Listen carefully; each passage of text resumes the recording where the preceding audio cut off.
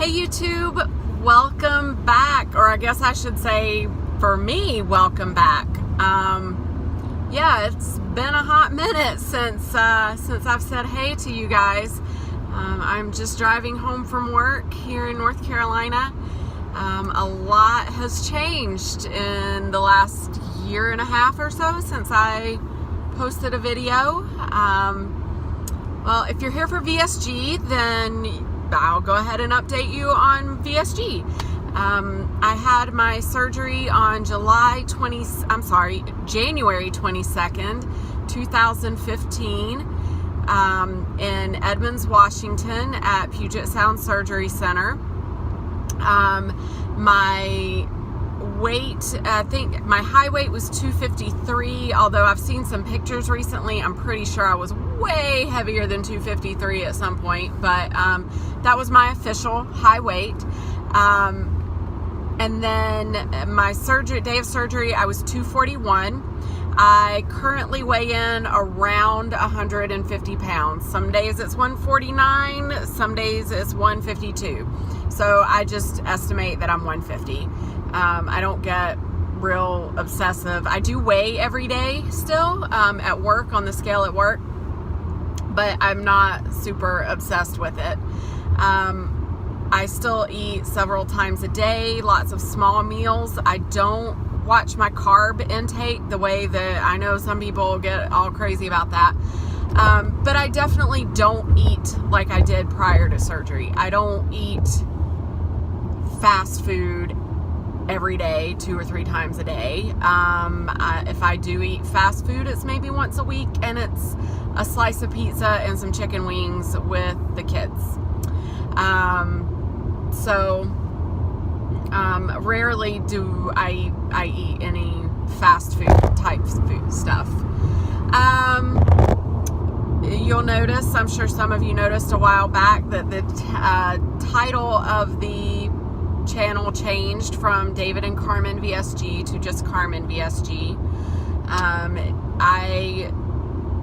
I will say I decided to leave our marriage at the end of 2016, and I haven't been this happy in a long time. I'm not gonna say I've never been happier, but it's been a long time since I was this happy.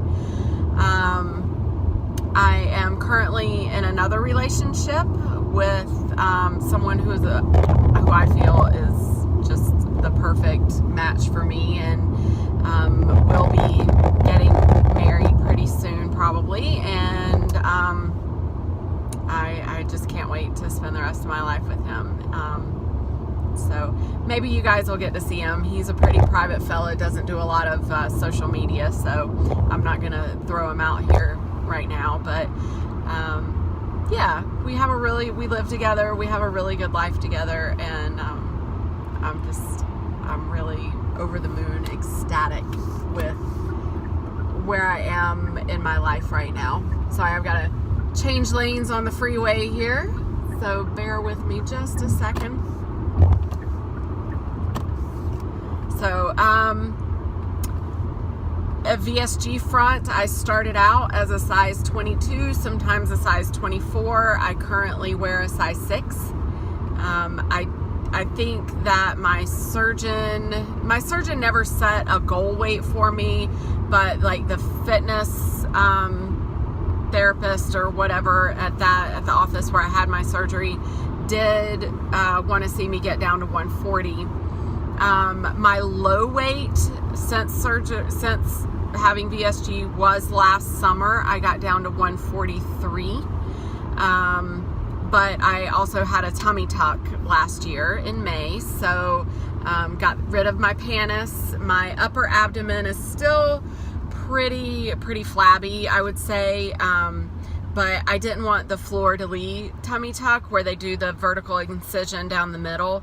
I mean, my incision across my lower abdomen is literally from almost my right butt cheek to my left butt cheek. I mean, it doesn't go all the way around, but pretty damn close. So, oh, here we go, making a turn. Can't see me.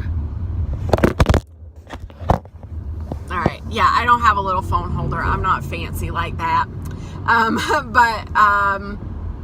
Yeah, and then, so that was last May of 2016. And after that surgery, I got down to 143 pounds. And then probably by, I don't know, I would say Halloween, I was back up to 147. And then over the, I would say last 9 months, I've been right around 150. So I'm comfortable here. This is a weight where I can kind of eat like a normal person and not be completely obsessive about it. I think it's difficult for people when you are super duper obsessive with it and things. So one thing that I have come to realize about myself is that I am a food addict.